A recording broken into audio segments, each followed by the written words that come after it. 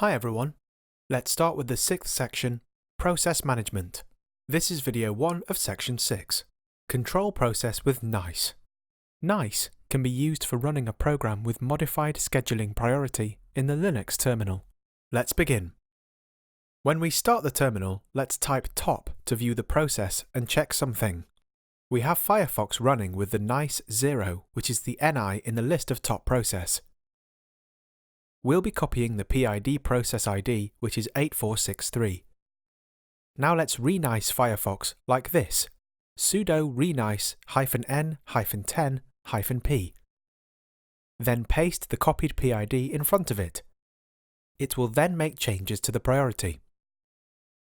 Now, on terminal, start top process, and let's take a look at Firefox. We can see the changes to -10. That's all for this video.